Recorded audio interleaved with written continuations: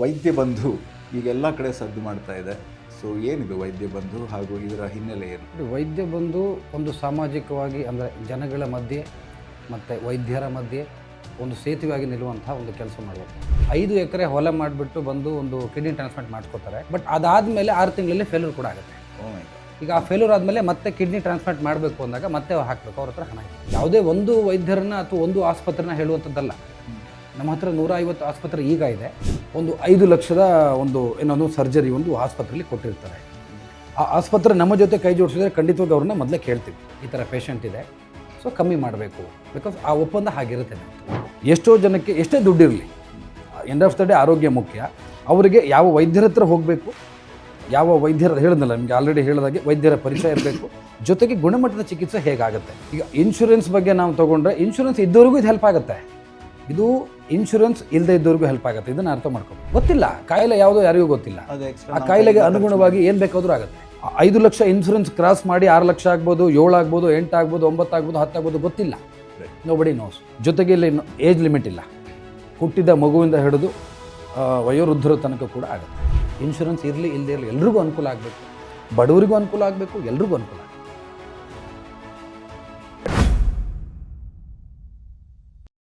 ನಮಸ್ಕಾರ. Dive deep with Badakila Pradeep ಕಾರ್ಯಕ್ರಮದ ಈ ಸಂಚಿಕೆಗೆ ನಿಮ್ಮೆಲ್ಲರಿಗೂ ಕೂಡ ಸ್ವಾಗತ. ನಾವು ಇವತ್ತಿನ ಸಂಚಿಕೆಯಲ್ಲಿ ಒಂದು ವಿಶೇಷ ಕಾನ್ಸೆಪ್ಟ್ನ ಬಗ್ಗೆ ಮಾತಾಡೋದಕ್ಕಿದ್ದೀವಿ. ಹಾಗೂ ಈ ಕಾನ್ಸೆಪ್ಟ್ನ ಮಾತಾಡೋದಕ್ಕೋಸ್ಕರ ಒಬ್ಬ ವ್ಯಕ್ತಿ, ನನ್ನ ಹಳೆಯ ಗೆಳೆಯ ಕೂಡ ಹೌದು, ಅವ್ರನ್ನ ಈ ಕಾರ್ಯಕ್ರಮಕ್ಕೆ ಆಹ್ವಾನಿಸಿದ್ದೀವಿ. ಸೊ ಅವರನ್ನು ಈಗ ಸ್ವಾಗತಿಸುವಂಥ ಸಮಯ. ಅವರು ಡಾಕ್ಟರ್ ಸುಭಾಷಿತ್ ಶೆಟ್ಟಿ ಅಲ್ಲ, ಆದರೆ ಅವರು ವೈದ್ಯರಿಗೆ ಬಂಧುವೂ ಹೌದು, ಹಾಗೂ ವೈದ್ಯರನ್ನು ಬಂಧುವಾಗಿ ಕಾಣಬೇಕಾಗಿರುವಂಥ ನಮ್ಮೆಲ್ಲರಿಗೂ ಕೂಡ ಬಂಧುವಾಗಿ ಅವರು ಈಗ ತಮ್ಮ ಒಂದು ನೆಲೆಯನ್ನು ಸ್ಥಾಪಿಸುವಂಥ ಕೆಲಸ ಮಾಡ್ತಾ ಇರುವಂಥವರು ಸುಭಾಷಿತ್ ಶೆಟ್ಟಿ. ಅವರು ಈ ಸಂಸ್ಥೆಯ ನಿರ್ದೇಶಕರು ಹಾಗೂ ಸಂಸ್ಥಾಪಕರಲ್ಲಿ ಒಬ್ಬರು. ಅವ್ರನ್ನ ಈ ಕಾರ್ಯಕ್ರಮಕ್ಕೆ ಸ್ವಾಗತ ಮಾಡೋಣ. Welcome to the show Subhashit. ನಮಸ್ಕಾರ. ನಮಸ್ಕಾರ. Thank you so much for joining. Thank you so much for this opportunity. Thank you. So ವೈದ್ಯ ಬಂಧು ಈಗೆಲ್ಲ ಕಡೆ ಸದ್ದು ಮಾಡ್ತಾ ಇದೆ. ಸೊ ಏನಿದು ವೈದ್ಯ ಬಂಧು ಹಾಗೂ ಇದರ ಹಿನ್ನೆಲೆ ಏನು? ವೈದ್ಯ ಬಂಧು ಒಂದು ಸಾಮಾಜಿಕವಾಗಿ ಅಂದರೆ ಜನಗಳ ಮಧ್ಯೆ ಮತ್ತು ವೈದ್ಯರ ಮಧ್ಯೆ ಒಂದು ಸೇತುವೆಯಾಗಿ ನಿಲ್ಲುವಂಥ ಒಂದು ಕೆಲಸ ಮಾಡುವಂಥದ್ದು. ಅಂದರೆ ಜನಗಳಿಗೆ ಯಾವುದೇ ರೀತಿಯಾಗಿ ಫೈನಾನ್ಷಿಯಲಿ ಬರ್ಡನ್ ಆಗಬಾರ್ದು. ಈಗ ಎಷ್ಟೋ ಜನ ನಾವು ನೋಡಿರ್ತೀವಿ, ಹಣಕಾಸಿನ ಕೊರತೆಯಿಂದಾಗಿ ಚಿಕಿತ್ಸೆ ಅಥವಾ ಸರ್ಜರಿ ಬಂದಾಗ ಅದನ್ನು ಮುಂದೂಡ್ತಾರೆ. ಇನ್ನು ಎಷ್ಟೋ ಜನ ಮಾಡಿಸ್ಕೊಳ್ಳೋದೇ ಈ ಚಿಕಿತ್ಸೆ ಮಾಡೋದ್ರಿಂದಾಗಿ ಬೀದಿಗೆ ಬರೋರು ಕೂಡ ತುಂಬ 100%. ಈಗ ರೀಸೆಂಟಾಗಿ ಒಂದು ಆಯಿತು, ಉತ್ತರ ಕರ್ನಾಟಕದಲ್ಲಿ 5 ಎಕರೆ ಹೊಲ ಮಾಡಿಬಿಟ್ಟು ಬಂದು ಒಂದು ಕಿಡ್ನಿ ಟ್ರಾನ್ಸ್ಪ್ಲಾಂಟ್ ಮಾಡ್ಕೋತಾರೆ. ಅದಾದಮೇಲೆ ಅಂದರೆ ಕಂಪ್ಲೀಟ್ ಆ ಫ್ಯಾಮಿಲಿನೇ ಬಂದು ಬೆಂಗಳೂರಲ್ಲಿ ಶಿಫ್ಟ್ ಆಗುತ್ತೆ ಅವ್ರ ತಂದೆಗೆ ಚಿಕಿತ್ಸೆಗೋಸ್ಕರ. 100%. ಸೊ ಅಲ್ಲಿಂದ ಬಂದಾಗ ಕಿಡ್ನಿ ಟ್ರಾನ್ಸ್ಪ್ಲಾಂಟ್ ಆಗುತ್ತೆ. ಬಟ್ ಅದಾದಮೇಲೆ 6 ತಿಂಗಳಲ್ಲಿ ಫೇಲ್ಯೂರ್ ಕೂಡ ಆಗುತ್ತೆ. ಈಗ ಆ ಫೇಲ್ಯೂರ್ ಆದಮೇಲೆ ಮತ್ತೆ ಕಿಡ್ನಿ ಟ್ರಾನ್ಸ್ಪ್ಲಾಂಟ್ ಮಾಡಬೇಕು ಅಂದಾಗ ಮತ್ತೆ ಅವ್ರು ಹಾಕಬೇಕು, ಅವ್ರ ಹತ್ರ ಹಣ ಇಲ್ಲ. ಇದ್ದದನ್ನೆಲ್ಲ ಮಾರಿ ಒಂದು ಅಂದರೆ ಕುಟುಂಬದ ಯಜಮಾನ ಅವ್ರನ್ನ ಉಳಿಸೋದಕ್ಕೋಸ್ಕರ ಮನೆಯಲ್ಲೆಲ್ಲ ಕಷ್ಟಪಟ್ಬಿಟ್ಟು ಎಲ್ಲ ಬಂದು ಮಾಡ್ತಾರೆ. ಬಟ್ ಇವತ್ತು ಆ ವ್ಯಕ್ತಿ ಸಾವು ಬದುಕಿನ ಮಧ್ಯೆ ಮತ್ತೆ ಹೋರಾಡುವಂಥ ಸ್ಥಿತಿ. ಸೊ ಇಂತಹ ಸ್ಥಿತಿಗಳು ಆಗಬಾರ್ದು. ಈಗ ಎಷ್ಟೋ ಜನ ನಾನು ಹೇಳಿದಾಗೆ ಚಿಕಿತ್ಸೆನ ಮುಂದೂಡೋದಾಗಲಿ ಅಥವಾ ಆಸ್ಪತ್ರೆ ಮತ್ತು ವೈದ್ಯರು ಅಂದರೆ ಹೆದರ್ಕೊಳ್ಳುವಂಥ ಸಿಸ್ಟಮ್. ಈಗ ಕಾಮನ್ ಮ್ಯಾನ್ ಯಾರನ್ನೇ ಬೇಕಾದರೂ ಕೇಳಿ, ಆಸ್ಪತ್ರೆ ಬಗ್ಗೆ ಅಥವಾ ವೈದ್ಯರ ಬಗ್ಗೆ ಕೇಳಿದಾಗ ಅವರಲ್ಲಿರುವಂತಹ ನೆಗೆಟಿವ್ ಒಂದು ವೈಬ್ ಏನಿದೆ ಅದು ಹೋಗಬೇಕು. ಈಗ ಎಲ್ಲೋ ಒಂದು ಕಡೆ ಯಾವುದೋ ಒಂದು ಆಸ್ಪತ್ರೆಯಲ್ಲಿ ಯಾರೋ ಒಂದು ವೈದ್ಯರು ಮಾಡಿದ್ದಕ್ಕಾಗಲಿ ಅಥವಾ ಯಾವುದೋ ಒಂದು ಆಸ್ಪತ್ರೆ ಮಾಡಿದ್ದಕ್ಕೋಸ್ಕರ ಇಡೀ ವೈದ್ಯ ಸಮೂಹನ ಅಥವಾ ಎಲ್ಲ ಆಸ್ಪತ್ರೆಗಳು ಹಾಗೆ ಮಾಡುತ್ತೆ ಅನ್ನೋದು ಹೋಗಬೇಕು. ಯಾಕಂದರೆ ಮಾನವೀಯತೆ ಇರುವಂತಹ ವೈದ್ಯರು ನಮ್ಮ ಜೊತೆ ಇದ್ದಾರೆ. ಅಂದರೆ ನಮ್ಮ ಸೊಸೈಟಿಯಲ್ಲಿ ಆ ಥರದ್ದು ತುಂಬ ಜನ ವೈದ್ಯರಿದ್ದಾರೆ. ಜನಗಳಿಗೆ ಅದರ ಅರಿವಾಗಬೇಕು. ಎಷ್ಟೋ ಆಸ್ಪತ್ರೆಯಲ್ಲೂ ಕೂಡ ಜನಗಳಿಗೆ ವರ್ಕ್ ಮಾಡುವಂಥ ನಿಟ್ಟಿನಲ್ಲಿ ಇದ್ದಾರೆ. ಬಟ್ ಅವ್ರನ್ನೆಲ್ಲ ಬೆಳಕಿಗೆ ತರಬೇಕು ನಾವು. ಹಾಗಾಗಿ ನಾವು ಈಗ ಬ್ಯಾಂಗ್ಳೂರಿನಲ್ಲಿ 150 ಆಸ್ಪತ್ರೆಗಳ ಜೊತೆ ನಾವು ಕೈ ಜೋಡಿಸಿದ್ದೀವಿ. ಆಸ್ಪತ್ರೆಗಳು ಕೂಡ ಒಪ್ಕೊಂಡಿದ್ದಾರೆ. ಅಂದರೆ ನಾವು ಅವ್ರನ್ನ ಅಪ್ರೋಚ್ ಮಾಡಿದಾಗ ಈ ಥರ ಒಂದು ಕಾನ್ಸೆಪ್ಟ್ ಇದೆ, ಜನಗಳಿಗೆ ಫೈನಾನ್ಷಿಯಲ್ ಬರ್ಡನ್ ಕಮ್ಮಿ ಆಗಬೇಕು, ರೈಟ್ ಟೈಮ್ ರೈಟ್ ಡಾಕ್ಟರ್ ಅನ್ನುವಂಥ ಒಂದು ಕಾನ್ಸೆಪ್ಟ್. ಅವ್ರ ಏರಿಯಾ ವೈಸ್, ಈಗ ಎಕ್ಸಾಂಪಲ್ಲು ನಿಮ್ಮದೊಂದು ಏರಿಯಾ, ಆ ಏರಿಯಾದಲ್ಲಿ ನಿಮಗೆ ಯಾವ ಸೂಕ್ತ ವೈದ್ಯರು ಸಿಗಬೇಕು, ಆ ವೈದ್ಯರ ಸಂಪೂರ್ಣವಾದ ಪರಿಚಯ. ಈಗ ಎಕ್ಸಾಂಪಲ್ ಆಗಿ ಒಂದು ವೈದ್ಯರು, ಆ ವೈದ್ಯರ ಡೆಸಿಗ್ನೇಷನಿಂದ ಹಿಡಿದು ಅವರ ವ್ಯಕ್ತಿತ್ವ ಪರಿಚಯ, ಅವರು ಎಲ್ಲಿ ಓದಿದ್ದಾರೆ, ಆಮೇಲೆ ಸರ್ಜರಿ ಸಪೋಸ್ ಅವರು ಸರ್ಜನ್ ಆಗಿದ್ದಾರೆ, ಎಷ್ಟು ಸರ್ಜರಿನ ಮಾಡಿದ್ದಾರೆ, ಅವರ ಟೋಟಲ್ ಅನುಭವ ಎಷ್ಟು, ಅವ್ರು ಏನು ಫೆಲೋಶಿಪ್ ಮಾಡಿದ್ದಾರೆ, ಹೈಯರ್ ಸ್ಟಡೀಸ್ ಎಲ್ಲಿ ಮಾಡಿದ್ದಾರೆ, ಅದು ಕಂಪ್ಲೀಟಾಗಿ ಕೊಡುವಂಥದ್ದು. ಜನಗಳಿಗೆ ಚಾಯ್ಸ್ ಅದು. ಯಾವುದೇ ಒಂದು ವೈದ್ಯರನ್ನ ಅಥವಾ ಒಂದು ಆಸ್ಪತ್ರೆನ ಹೇಳುವಂಥದ್ದಲ್ಲ. ನಮ್ಮ ಹತ್ರ 150 ಆಸ್ಪತ್ರೆ ಈಗ ಇದೆ. ಇದೀಗಷ್ಟೇ ಆರಂಭ. ಹೌದು, ಕೆಲವು ತಿಂಗಳ ಮಾತ್ರ ಆಯ್ತು. ಹೌದು ಹೌದು ಹೌದು. ಈಗ 1 ವರ್ಷದಿಂದ ಕೆಲಸ ಮಾಡ್ತಾ ಇದ್ದೀವಿ. ಯಾಕಂದರೆ ಅಲ್ಲ, ಅದು ಗ್ರೌಂಡ್ ವರ್ಕ್ ಅಂತೂ ಬೇಕೇ ಬೇಕಾಗುತ್ತೆ, ಬಟ್ ಲಾಂಚ್ ಆಗಿ ಕೆಲವು ತಿಂಗಳು ಮಾತ್ರ ಆಗಿದೆ. ಈಗ 150 ಆಸ್ಪತ್ರೆ ಏನಿದೆ, ಈ ಎಲ್ಲ ಆಸ್ಪತ್ರೆ ಅಂದರೆ ಜನಗಳ ಮೇಲೆ ಡಿಪೆಂಡ್ ಆಗುತ್ತೆ. ಈಗ ನಾನು 3,000 ವೈದ್ಯರು ನಮ್ಮ ಜೊತೆ ಇದ್ದಾರೆ. ಆ 3,000 ವೈದ್ಯರ ನಿಮಗೆ ಆಪ್ಷನ್ನ ನಾನು ಕೊಡ್ತೀನಿ. ಜನಗಳು ಚೂಸ್ ಮಾಡ್ಕೋಬೋದು. ಓಕೆ, ನನಗೆ ಯಾರು ಸೂಟ್ ಆಗ್ತಾರೆ. ಯಾಕಂದರೆ ಎಲ್ಲ ವೈದ್ಯರು, ನಾನು ಯಾವುದೋ ಒಂದು ವೈದ್ಯರನ್ನ ಸಪೋರ್ಟ್ ಮಾಡೋಕ್ಕಾಗಲ್ಲ. ಯಾಕಂದರೆ ಇದು ಮಾಡಿದ್ದು ಜನಗಳಿಗೋಸ್ಕರ. ಹಾಗಂತ ವೈದ್ಯರಿಗೂ ಕೂಡ ಯಾವುದೇ ರೀತಿ ತೊಂದರೆ ಆಗಬಾರ್ದು, ವೈದ್ಯರಿಗೂ ಲಾಸ್ ಆಗಬಾರ್ದು. ಹಾಗಾಗಿ ರಿಯಾಯಿತಿನ ನಾವು ಇಟ್ಟಿದ್ದೀವಿ. ಅಂದರೆ 10 to 40% ಡಿಸ್ಕೌಂಟ್ ನಾವೇನು ಹೇಳಿದ್ದೀವಿ. ಓಕೆ, ಇದು ಹೇಗೆ ವರ್ಕ್ ಆಗುತ್ತೆ ಅನ್ನೋದು ಕೂಡ ಭಾಳ ಮುಖ್ಯ ಆಗುತ್ತೆ. ಹೌದು. ಯಾಕಂದರೆ ನೀವು ಇದನ್ನೆಲ್ಲ ಹೇಳ್ತಾ ಇರ್ಬೇಕ್ರೆ ಫಸ್ಟ್ ಆಫ್ ಆಲ್ ನನಗೆ ಕ್ವೆಶ್ಚನ್ ಬರೋದು, ಪ್ಲಸ್ ಅದರಲ್ಲಿ ಒಂದು ಉತ್ತರ ಇರೋದೇನು ಅಂತಂದರೆ, ಈ ರೀತಿಯ ಈಗ ಅಂದರೆ ಇದು ಇಲ್ಲದೇ ಇರೋ, ಧನರಾಶಿ ಇಲ್ಲದೇ ಇರೋವಂಥವ್ರು, ತುಂಬ ಖರ್ಚು ಮಾಡೋದಕ್ಕೆ ಶಕ್ತಿ ಇಲ್ಲದೇ ಇರೋರಿಗೆ ಸರ್ಕಾರಿ ಆಸ್ಪತ್ರೆಗಳು ಬೇಕಷ್ಟಿದೆ. ಆದರೆ ಸರ್ಕಾರಿ ಆಸ್ಪತ್ರೆಗಳ ವ್ಯವಸ್ಥೆಗಳು ಕೂಡ ಒಂದು ರೀತಿಯಲ್ಲಿ ಹೇಗಿದೆ ಅನ್ನೋದು ಕೂಡ ನಮಗೆ ಗೊತ್ತಿದೆ. ಅಂಥ ಸಂದರ್ಭದಲ್ಲಿ ಈ ಥರದ ಒಂದು ವ್ಯವಸ್ಥೆ, ಅದು ಕೂಡ ನನಗೆ ಗೊತ್ತಿರೋ ಹಾಗೆ ಎಷ್ಟು 49 ರೂಪಾಯಿಗೆ ಒಂದು ವರ್ಷದ ಒಂದು ರೀತಿಯ ಸಬ್ಸ್ಕ್ರಿಪ್ಷನ್ ಥರ ಆ ಕಾರ್ಡನ್ನು ನೀವು ಇದು ಮಾಡ್ತೀರಿ. ಬರೀ 49 ರೂಪಾಯಿ ಮಾತ್ರ ತಗೊಳ್ತಿದ್ದೀರಿ. ಅದರಲ್ಲಿ 10% 40% ತನಕ ಡಿಸ್ಕೌಂಟ್ ಬೇಡ, ಈಗ ಟ್ರೀಟ್ಮೆಂಟ್ಗಳಿಗೆ ಕೊಡ್ತೀನಿ ಅಂತ ಹೇಳ್ತಿದ್ದೀರಿ. ಹೇಗೆ ಸಾಧ್ಯ? What is the concept? ಅಂದರೆ ಅದರ ಹಿಂದೆ ಏನು, ಅಂದರೆ ಏನು ನಡೆಯುತ್ತೆ ಅನ್ನೋದ್ರ ಬಗ್ಗೆ ಜನರಿಗೆ ಒಂದು, ಬಿಕಾಸ್ ಆಬ್ವಿಯಸ್ಲಿ ಈ ಥರದ ಸ್ಕೀಮ್ಗಳು ಬಂದಾಗ ನಾವು ಏನು ಅಂದ್ಕೊಳ್ತೀವಿ, ಏನೋ ಹಿಂದೆ ಏನೋ ಇದೆ, ಏನೋ ಮೋಸ ಮಾಡೋದಕ್ಕೆ ಹೊರಟಿದ್ದಾರೆ ಅನ್ನೋಂಥ ಥಾಟ್ ಬರೋದು ಕೂಡ ಸಹಜ. So how transparent is it, and ಹೇಗೆ ಜನ ಇದನ್ನು ಆ್ಯಕ್ಚುಲಿ ಇದರಿಂದ ಫಲ ಪಡ್ಕೊಳ್ಬೋದು? ಈಗ ನೋಡಿ, 49 ರೂಪಾಯಿ ನಾವು ಇಟ್ಟಿದ್ದೀವಿ. ಅದು ಜನಗಳಿಗೆ ಅನಿಸುತ್ತೆ 49 ರೂಪಾಯಿ ಇಟ್ಬಿಟ್ಟು ಇಷ್ಟೆಲ್ಲ ಹೇಗೆ ಕೊಡ್ತಾರೆ. ನಿಮ್ಮ ಪ್ರಶ್ನೆ ಸಹಜ. ಅದು ಈಗ ಎಲ್ಲರೂ ಕೂಡ ಅದೊಂದು ಒಂದು ಆ ಪ್ರಶ್ನೆ ಮೂಡುತ್ತೆ. ಈಗ 49 ರೂಪಾಯಿ ನೀವು ನನಗೆ, ಅಂದರೆ ಒಂದು ವೈದ್ಯ ಬಂಧುಗೆ ನೀವು ಕೊಡ್ತೀರಿ. 49 ರೂಪಾಯಿ ಕೊಟ್ಬಿಟ್ಟು ನೀವು ಒಂದು ಆರೋಗ್ಯ ಕಾರ್ಡ್ನ ಪಡ್ಕೋತೀರಿ. ಈಗ ನಾನು ಹೇಳಿದಂತಹ ಸೌಲಭ್ಯಗಳು ಏನು ಅನ್ನೋದು, ಒಂದು 10 to 40% ಡಿಸ್ಕೌಂಟ್ಸ್, ಜೊತೆಗೆ 10% ಕ್ಯಾಶ್ ಬ್ಯಾಕ್, ಅಂದರೆ ಆಸ್ಪತ್ರೆಯ ಒಟ್ಟು ವೆಚ್ಚದ ಮೇಲೆ. ಈಗ ನಿಮಗೆ ಎಕ್ಸಾಂಪಲ್ ಆಗಿ ಒಂದು 5 ಲಕ್ಷದ ಏನೊಂದು ಸರ್ಜರಿ ಒಂದು ಆಸ್ಪತ್ರೆಯಲ್ಲಿ ಕೊಟ್ಟಿರ್ತಾರೆ. ಆ ಆಸ್ಪತ್ರೆ ನಮ್ಮ ಜೊತೆ ಕೈ ಜೋಡಿಸಿದ್ರೆ ಖಂಡಿತವಾಗಿ ಅವ್ರನ್ನ ಮೊದಲೇ ಕೇಳ್ತೀವಿ, ಈ ಥರ ಪೇಷಂಟ್ ಇದೆ, ಸೊ ಕಮ್ಮಿ ಮಾಡಬೇಕು. ಬಿಕಾಸ್ ಆ ಒಪ್ಪಂದ ಹಾಗಿರುತ್ತೆ ನಮ್ಮದು. ಏನಾದರೂ ಅವರಿಗೊಂದು ಸಿಗಬೇಕು, ಜನಗಳಿಗೆ ಏನಾದರೂ ಸಹಾಯ ಆಗಬೇಕು. ಫೈನಾನ್ಷಿಯಲಿ ಬರ್ಡನ್ ಆಗಿ ಯಾವುದೇ ರೀತಿ ತೊಂದರೆಗಳಾಗಬಾರ್ದು. ಯಾಕಂದರೆ ನಾವು ಎಷ್ಟೋ ಜನ ನೋಡಿದ್ದೀವಿ, ಗಂಡ ಅಡ್ಮಿಟ್ ಆದಾಗ ಹೆಂಡತಿ ಜ್ಯುವೆಲ್ರಿನ ಪ್ಲೆಡ್ಜ್ ಮಾಡಿ ಆ ಚಿಕಿತ್ಸೆ ಅಥವಾ ಸರ್ಜರಿ ಬೇಕಾದ ಹಣನ ಮಾಡ್ತಾರೆ. ಎಷ್ಟೋ ಜನ ಸಾಲ ಮಾಡ್ತಾರೆ. ಅದು ಹ್ಯಾಂಡ್ ಲೋನ್ ಆಗಿರ್ಬೋದು, EMI ಆಗಿರ್ಬೋದು, ಏನಾದರೂ ಆಗಿರ್ಬೋದು. ಎಷ್ಟೋ ಜನ ವೆಹಿಕಲ್ ಮಾಡ್ತಾರೆ, ಚಕ್ರಬಡ್ಡಿ, ಅದರ ಶೂಲದಲ್ಲಿ. ಹೌದು ಹೌದು ಹೌದು. ಈಗಾಗಲೇ ಹೇಳಿದಾಗೆ ನಾನು ಎಷ್ಟೋ ಜನ ಹೊಲ ಮಾರಿದ್ದು ಅದು ಕೂಡ ಇದೆ, ರೀಸೆಂಟಾಗಿ ಹೇಳಿದೆ, ಉತ್ತರ ಕರ್ನಾಟಕ. ಸೊ ಈ ಥರ ಸಮಸ್ಯೆಗಳಿದೆ. ಇವೆಲ್ಲವೂ ಕೂಡ ಇದ್ದಾಗ ಅವ್ರಿಗೆ ಏನಾದರೂ ಒಂದು ಹೆಲ್ಪ್ ಆಗ್ಬೋದು ಜನಗಳಿಗೆ. ಖಂಡಿತವಾಗಿ ಫ್ರೀ ಮಾಡೋಕ್ಕಾಗೋದಿಲ್ಲ ಎಲ್ರಿಗೂ, ಆದರೆ ನಮ್ಮ ಕೈಲಾದ ಏನಾದರೂ ಸಹಾಯ ಮಾಡ್ಬೋದಾ ಅನ್ನುವಂಥದ್ದು ನಾವು ಅಷ್ಟು ಹುಡುಕಿದ್ವಿ. ಆವಾಗ ಓಕೆ, ಒಂದು ಕಾನ್ಸೆಪ್ಟ್ನ ರೆಡಿ ಮಾಡ್ಕೊಂಡ್ವಿ ಜನಗಳಿಗೆ. ಈಗ ಎಕ್ಸಾಂಪಲ್, ಈಗ ನಿಮ್ಮದೊಂದು ಆಸ್ಪತ್ರೆ ಇದೆ, ನಿಮ್ಮ ಆಸ್ಪತ್ರೆಯಲ್ಲಿ 5 ಲಕ್ಷ ನೀವು ಹೇಳ್ತೀರಿ. ನಿಮ್ಮ ಆಸ್ಪತ್ರೆ ನಮ್ಮ ಜೊತೆ ಕೈ ಜೋಡಿಸಿದ್ರೆ ನಿಮಗೆ ಹೇಳ್ತೀವಿ ನಾವು 4ಕ್ಕೆ ಮಾಡಿನೋ 4:15 ಮಾಡಿಯೋ ರಿಕ್ವೆಸ್ಟ್ ಮಾಡ್ಕೋತೀವಿ. ಈ ಥರ ಇದೆ, ಪೇಷಂಟ್ ಸಿಚುವೇಶನ್ ಇದೆ. ಯಾಕಂದರೆ ಪೇಷಂಟ್ನ ಸಂಪೂರ್ಣ ಪರಿಚಯ ನಮಗೂ ಸಿಗುತ್ತೆ. ಅವ್ರ ಹತ್ರ ನಿಜವಾಗ್ಲೂ ಅವ್ರ ಹತ್ರ ಹಣ ಇದೆಯಾ, ಅಥವಾ ಯಾವ ರೀತಿ ಇದೆ, ಅಥವಾ ಕಾಯಿಲೆಗೆ ಅನುಗುಣವಾಗಿ. ಸೊ ಇದನ್ನು ನಾವು ಮಾತಾಡ್ತೀವಿ. ಸಪೋಸ್ ನಮ್ಮ ಹತ್ರ ಅವ್ರು ಇಲ್ಲ ಅಂದಾಗ, ನಮ್ಮ ಹತ್ರ ಇರುವಂತಹ 150 ಆಸ್ಪತ್ರೆಯ ಲಿಸ್ಟನ್ನು ಅದನ್ನು ತೆಗೆದಾಗ ನಾವು ಹೇಳ್ತೀವಿ, ಅವರಿಗೆ ಸೂಕ್ತವಾದ ಅವರ ಏರಿಯಾದಲ್ಲಿ ನಾವು ಹೇಳ್ತೀವಿ, ಇಂಥ ಆಸ್ಪತ್ರೆ ಇದೆ, ಇಲ್ಲಿ ಇಷ್ಟಕ್ಕೆ ಮಾಡಬಹುದು. ಸೊ ಆ ವೆಚ್ಚದ ಒಂದು ಸಂಪೂರ್ಣವಾದ ಒಂದು ಡೀಟೇಲ್ಸ್ ಏನು ಹೇಳ್ತೀವಿ ನಾವು, ಈಗ ಎಷ್ಟು ಖರ್ಚಾಗತ್ತೆ, ಯಾವುದಕ್ಕಾಗತ್ತೆ, ಎಲ್ಲವನ್ನು ಕೂಡ ನಾವು ಕೊಡ್ತೀವಿ. ಇದು ಒಂದು. ರೈಟ್. ಹಾಂ, ಓಕೆ. ಬಟ್ ಹಾಗಿದ್ರೆ ಈಗಾಗಲೇ ಇನ್ಶೂರೆನ್ಸ್ಗಳು ಅದೆಲ್ಲ ಇದೆಯಲ್ಲ, ಸೊ ಅದನ್ನು ಬಳಸ್ಕೊಳ್ಬಹುದಲ್ಲ. ಪ್ಲಸ್ ಪ್ರಧಾನ ಮಂತ್ರಿ ಸ್ಕೀಮ್ಗಳು ತುಂಬಾ ಇದೆ, ಖಂಡಿತ ಅದನ್ನು ಬಳಸ್ಕೊಳ್ಬಹುದಲ್ಲ. ಇದಕ್ಕೂ ಏನು ಡಿಫ್ರೆನ್ಸು? ಮತ್ತು ನೀವು ಬರೀ 49 ರೂಪಾಯಿ ಕೊಡ್ತಿದ್ದೀರಾ, ಯಾರು ಬೇಕೋ ತಗೋಬಹುದು. ಕೋಟಿಗಟ್ಟಲೆ ಇರುವವರು ಕೂಡ ಕಾಸು ಉಳಿಸ್ಬೇಕು ಅಂತ ಯೋಚನೆ ಇರುವವರು ಇದ್ದೇ ಇರ್ತಾರೆ. ಕರೆಕ್ಟ್. ಸೊ ಹಾಗೆ ಇದು ಎಲ್ಲರಿಗೂ ಕೂಡ ಅವೈಲೇಬಲ್ ಇದೆಯಾ, ಅಥವಾ ಅಂಥವರಿಗೆ ಇಲ್ಲ ಅಂತ ಹೇಳ್ತೀರಾ, ಅಥವಾ ಅಂಥವ್ರು ಬಂದರೆ ಯಾವ ಥರ ಟ್ರೀಟ್ಮೆಂಟ್? ನೋಡಿ, ಇದರಲ್ಲಿ ನಿಮ್ಮ ಹತ್ರ ಹಣ ಇರಬೇಕು ಅಥವಾ ಹಣ ಇಲ್ಲ, ಅದಕ್ಕೆ ಹಾಗಾಗಲ್ಲ. ಅಂದರೆ ಹಾಗಾಗಲ್ಲ. ಯಾಕಂದರೆ ರೈಟ್ ಟೈಮ್ ರೈಟ್ ಡಾಕ್ಟರ್ ಅಂತ ನಾನು ನಿಮ್ಗೆ ಹೇಳಿದ್ದೀನಿ. ಹ್ಮ್. ಎಷ್ಟೋ ಜನಕ್ಕೆ ಎಷ್ಟೇ ದುಡ್ಡಿರಲಿ, ಎಂಡ್ ಆಫ್ ದ ಡೇ ಆರೋಗ್ಯ ಮುಖ್ಯ. ಅವರಿಗೆ ಯಾವ ವೈದ್ಯರ ಹತ್ರ ಹೋಗಬೇಕು, ಯಾವ ವೈದ್ಯರ ಹೇಳಿದ್ನಲ್ಲ ನಿಮಗೆ ಆಲ್ರೆಡಿ ಹೇಳಿದಾಗೆ ವೈದ್ಯರ ಪರಿಚಯ ಇರಬೇಕು, ಜೊತೆಗೆ ಗುಣಮಟ್ಟದ ಚಿಕಿತ್ಸೆ ಹೇಗಾಗುತ್ತೆ ಇದು ಕೂಡ ಮುಖ್ಯ ಆಗುತ್ತೆ. ದುಡ್ಡಿದೆ ಅಂತ ಹೇಳಿ ಎಲ್ಲೋ ಒಂದು ಕಡೆ ಹೋಗಿ ಮಾಡ್ಕೊಬರೋಕ್ಕಾಗಲ್ಲ. ಅವರಿಗೂ ಒಂದು ಅರಿವು ಇರಬೇಕು. ಓಕೆ, ನಾನು ಇಂಥ ವೈದ್ಯರ ಹತ್ರ ಹೋಗಬೇಕಾದ್ರೆ ಆ ವೈದ್ಯರ ಸಂಪೂರ್ಣವಾದ ಪರಿಚಯ ಇರಬೇಕು. ಸೊ ಹಾಗಾಗಿ ನಾವು ವೈದ್ಯರ ಪರಿಚಯನೂ ಕೂಡ ನಾವು ಈಗ ಅವ್ರದ್ದೊಂದು ಡಾಕ್ಯುಮೆಂಟ್ರಿ ಥರನೂ ಮಾಡ್ತೀವಿ. ಪ್ರೊಫೈಲಿಂಗ್. ಹೌದು, ಡಾಕ್ಯುಮೆಂಟ್ರಿನೂ ಇರುತ್ತೆ. ಜೊತೆಗೆ ವೆಬ್ಸೈಟ್ನಲ್ಲಿ ನಮ್ಮದು ಆಲ್ರೆಡಿ ಆ್ಯಪ್ ಕೂಡ ಬರ್ತಾ ಇದೆ, ಅದರಲ್ಲೂ ಕೂಡ ಎಲ್ಲವೂ ಮೆನ್ಷನ್ ಆಗುತ್ತೆ. ಎಲ್ಲವೂ ಒಂದೊಂದೇ ಅಪ್ಡೇಟ್ ಆಗ್ತಾ ಇದೆ. ಸೊ ಇದು ಎಲ್ರಿಗೂ ಕೂಡ ಅಂದ್ರೆ ಬರೀ ಬಡವರಿಗೆ ಅಂತಲ್ಲ, ಇಲ್ಲ ಯಾರು ಬೇಕಾದ್ರೂ ಮಾಡ್ಬೋದು. ಬಟ್ ನಮ್ಮ ಇದನ್ನ ತಗೊಂಡವರಿಗೆ ಇನ್ಶೂರೆನ್ಸ್ ಸಿಗತ್ತಾ, ಅಥವಾ ಬೇರೆ ಬೇರೆ ಪ್ರಧಾನ ಮಂತ್ರಿ ಅಥವಾ ಬೇರೆ ಬೇರೆ ಸ್ಕೀಮ್ಗಳಿದೆ, ಆರೋಗ್ಯದ ಭಾಗ್ಯದ ಕಾರ್ಡ್ಗಳಿರ್ಬೋದು. ಕರೆಕ್ಟ್, ಯಶಸ್ವಿನಿ ಇದೆ. ಯಶಸ್ವಿ ಆ ಥರದ್ದು. ಈಗ ನೋಡಿ, ಸೆಂಟ್ರಲ್ ಗೌರ್ಮೆಂಟ್ ಮತ್ತು ಸ್ಟೇಟ್ ಗೌರ್ಮೆಂಟ್ ಇದು ಯಾವುದೇ ಆದರೂ ಕೂಡ ಇದು ಎಲ್ಲ ಪ್ರೈವೇಟ್ ಆಸ್ಪತ್ರೆಗಳಲ್ಲಿ ನಡೆಯಲ್ಲ.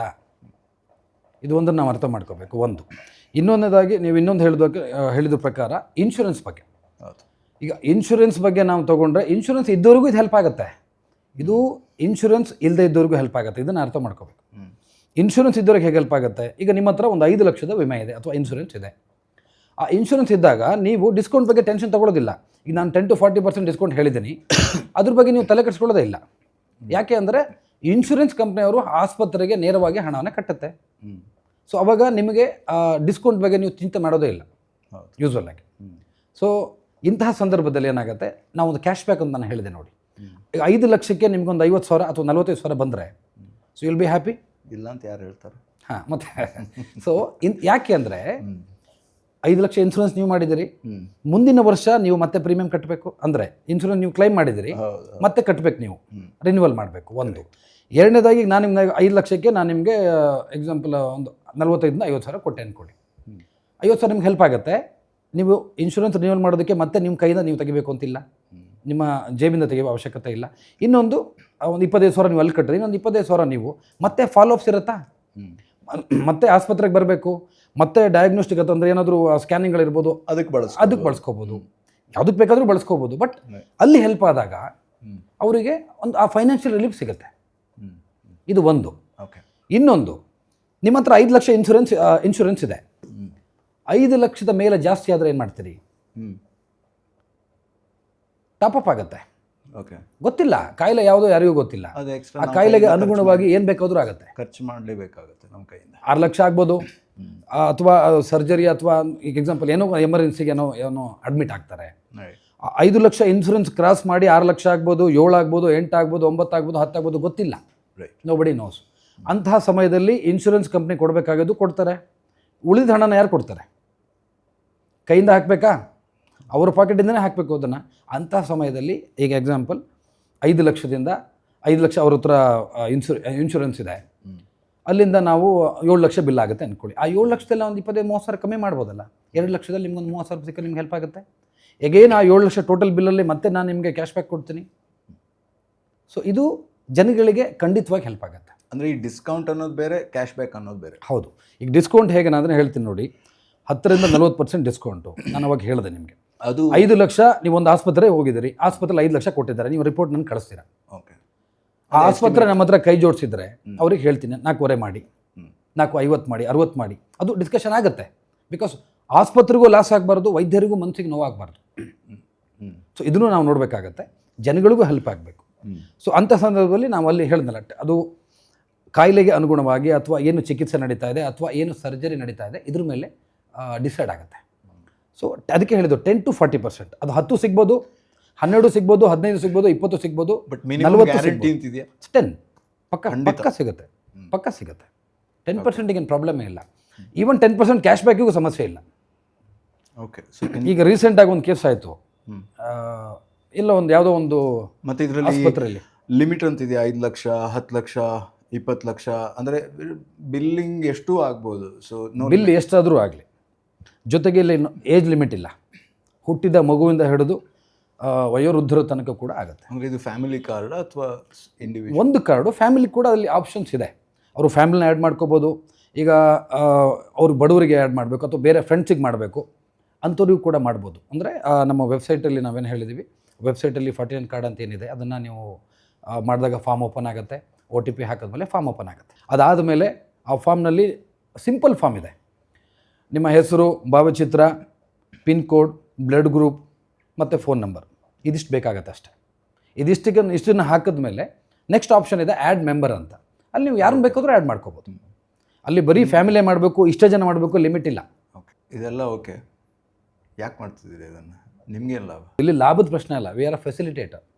ಓಕೆ, ಅಲ್ಲ ನಿಮಗೆ ಜನಗಳ ಮಧ್ಯೆ ನಿಮ್ಗೇನು ಸಿಗುತ್ತೆ ಅಂತ ಅದನ್ನು ಹೇಳ್ತಾರೆ. ನೀವು ನನಗೇನು ಸಿಗುತ್ತೆ ಯೋಚನೆ ಮಾಡ್ತೀರಾ, ಜನಗಳಿಗೇನು ಸಿಗೋದ್ರೂ ಯೋಚನೆ ಮಾಡ್ತಾ ಇಲ್ಲ. ಅದು ಬಿಡಿ. ಇಲ್ಲಿ ನಾನು ಅದನ್ನು ಹೇಳ್ತೀನಿ ನೋಡಿ, ಇಲ್ಲಿ ಏನು ಸಿಗುತ್ತೆ ಅದು ನಮಗೇನು ಆ ಲಾಭಕ್ಕೋಸ್ಕರ ನಾವು ಮಾಡೋದಾಗಿದ್ರೆ there are many business we can do. ಲಾಭಕ್ಕೋಸ್ಕರ ಮಾಡುವಂಥದ್ದಲ್ಲ. ಅದನ್ನು ನಾನು ನಿಮ್ಗೆ ಹೇಳಿದ್ದು. ಒಂದು ಆಸ್ಪತ್ರೆ ಲಾಭ ಇಲ್ವಾ ಇದರಲ್ಲಿ? ಇದ್ರಲ್ಲಿ ನಿಮ್ಗೆ ಲಾಭ ಇಲ್ವಾ? ಒಂದು ನಾವು ಆ ಕಾನ್ಸೆಪ್ಟ್ನ ಮಾಡಬೇಕಾದಾಗ ಅದ್ರ ಹಿಂದೆ ಕಥೆಗಳಿದೆ ತುಂಬ. ಓಕೆ, ಹೇಳಿ. ಆ ಯಾರೆಲ್ಲ ಸೇರಿ ಮಾಡ್ತಿದ್ದೀರಿ? ಯಾರೆಲ್ಲ ಇದ್ದಾರೆ? ಇದು ಇನ್ನೊಬ್ಬರು ವೈದ್ಯರು. ಈ ಸಂಸ್ಥೆ ಹುಟ್ಟಿರೋದಂಥದ್ದು ಒಬ್ಬ ವೈದ್ಯರಿಂದಲೇ. ಇಬ್ಬರು ಸೇರಿ ಡೆವಲಪ್. ಹೌದು. ಈಗ ನಾವು ಎಲ್ಲೋ ಒಂದು ಕಾರ್ಪೊರೇಟ್ ಆಸ್ಪತ್ರೆಯಲ್ಲಿ ಒಬ್ಬ ಮೆಕ್ಯಾನಿಕ್ ಅವನು ಅಡ್ಮಿಟ್ ಆಗ್ತಾನೆ. ಅಲ್ಲಿಂದ ಎಲ್ಲೋ ಒಂದು ರೆಫರಲ್ ಎಲ್ಲಿಗೋ ಕಳಿಸ್ತಾರೆ ಒಂದು ಆಸ್ಪತ್ರೆಗೆ. ಆ ಆಸ್ಪತ್ರೆಗೆ ಹೋಗುವಾಗ 10 ಲಕ್ಷ ಆಗ್ಬೋದು ಅಂತ ಒಂದು ಎಸ್ಟಿಮೇಟ್ ಇರುತ್ತೆ. ಅದು 10 ಲಕ್ಷದಿಂದ 35 ಲಕ್ಷಕ್ಕೆ ಹೋಗುತ್ತೆ. ಆ 35 ಲಕ್ಷಕ್ಕೆ ಹೋದ ಸಂದರ್ಭದಲ್ಲಿ ಕಣ್ಣಾರೆ ನೋಡಿರುವಂತಹ ಒಂದು ನೋವು ನೀವು ಅಂದರೆ ನೋಡಿದ್ದೀನಿ. ಯಾಕಂದರೆ ನನಗೆ ಅದು ಅಡ್ಮಿಟ್ ಆಗೋದಕ್ಕಿಂತ ಮುಂಚೆ ಗೊತ್ತಾಗಿದ್ದರೆ ಅಟ್ಲೀಸ್ಟ್ ನಾನು I would have help him. Okay, ಅಲ್ಲಿ ಬೇಡ, ಇಂಥ ಕಡೆ ಮಾಡ್ಬೋದು. ಇಲ್ಲಾಂದರೆ ಅದೇ ಆಸ್ಪತ್ರೆಲಿ ನಾನು ಟ್ರೈ ಮಾಡ್ಬೋದಾಗಿತ್ತು. ಅದೇ ಆಸ್ಪತ್ರೆಲಿ ಕೂಡ ರಿಕ್ವೆಸ್ಟ್ ಮಾಡ್ಕೋಬೋದಾಗಿತ್ತು. ಏನೋ ಒಂದು ಮಾಡ್ಬೋದಾಗಿತ್ತು. ಎಷ್ಟಾದರೂ ಉಳಿದೇನೋ ಒಂದು ಉದ್ದೇಶ. ಸೊ ಆಲ್ರೆಡಿ ಅಡ್ಮಿಟ್ ಆಗಿ ಹೋಗಿದೆ ಅವನು. ಹಿ ವಾಸ್ ಏನೋ ಕಾನ್ಷಿಯಸ್ ಇರಲಿಲ್ಲ ಆ ಕ್ಷಣದಲ್ಲಿ. ಇಲ್ಲಾಂದ್ರೆ ಅವ್ನು ನನಗೆ ಕಾಲ್ ಮಾಡ್ತಾ ಇದ್ನೇನೋ. ಬಟ್ ಅವರು ಬ್ರದರು ಮತ್ತು ವೈಫು ಎಲ್ಲ ಕರ್ಕೊಂಡೋಗಿ ಅಡ್ಮಿಟ್ ಮಾಡ್ತಾರೆ. ಅದಾದಮೇಲೆ 10 ಲಕ್ಷದಿಂದ 35 ಲಕ್ಷಕ್ಕೆ ಹೋಗುತ್ತೆ. 35 ಲಕ್ಷಕ್ಕೆ ಹೋದ ಸಂದರ್ಭದಲ್ಲಿ ದಿನ ಕಟ್ಟಬೇಕು ಆಸ್ಪತ್ರೆಗೆ.